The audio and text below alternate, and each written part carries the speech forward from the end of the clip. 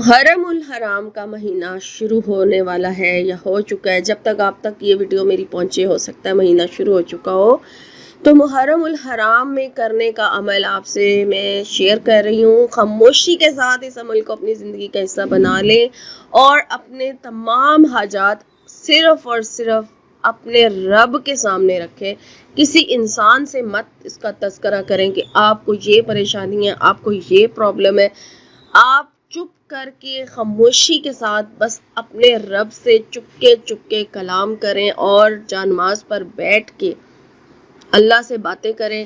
اور یہ عمل پورے مہینے آپ نے جاری رکھنا ہے. انشاءاللہ تعالی اس عمل سے آپ اپنے رب سے جو بھی مانگیں گے نا وہ آپ کو یقیناً ملے گا اگر آپ کا یقین جو ہے وہ کامل ہوگا. اور آپ نے یہ عمل بتانا بھی نہیں ہے کسی کو کہ آپ یہ کر رہے ہیں.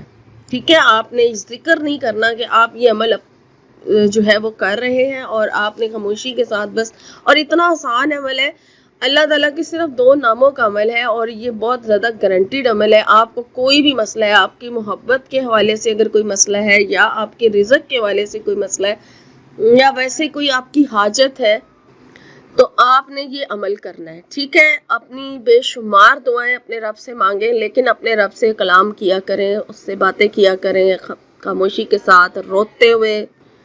تو انشاءاللہ تعالی آپ کو بہت زیادہ فائدہ ہوگا.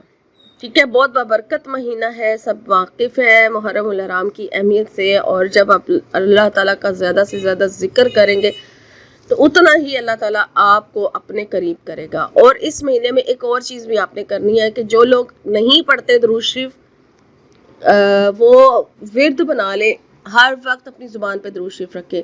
چھوٹا درود شریف پڑھ لیا کریں صلی اللہ علیہ وسلم, اس کا ورد کرتے رہا کریں باوضو بے وضو.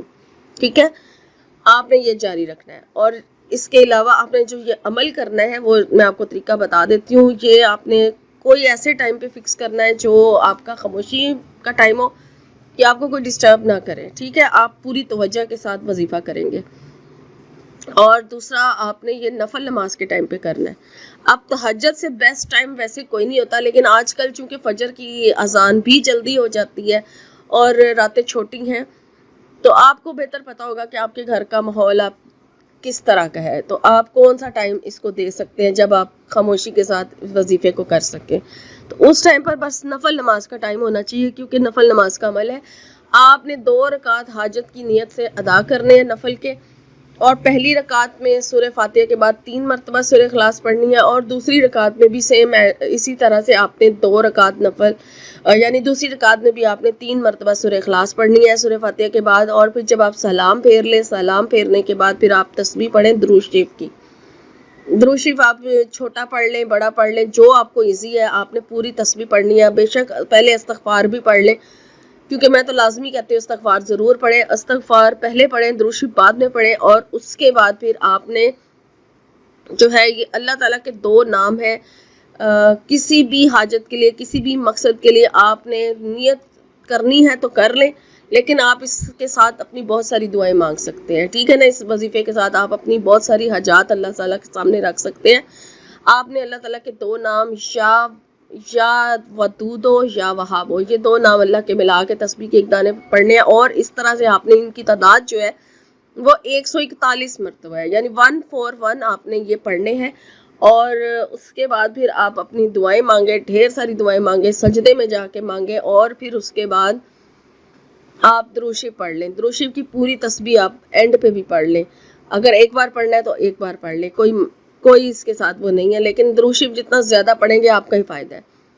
ٹھیک ہے, یہ عمل اس طریقے سے ہوگا اور یہ روزانہ کریں, پورا مہینہ جاری رکھیں. انشاءاللہ تعالیٰ جب آپ یہ عمل خاموشی سے کرنا شروع کر دیں گے تو اس عمل کی برکت سے آپ کو آپ کی حاجات ملنا شروع ہو جائیں گی. جتنا آپ کا یقین پکا ہوگا نا اتنی جلدی آپ کی جو مسئلے مسائل ہیں وہ حل ہو جائیں گے. جو پریشانی ہوگی اس سے آپ نجات حاصل کر لیں گے.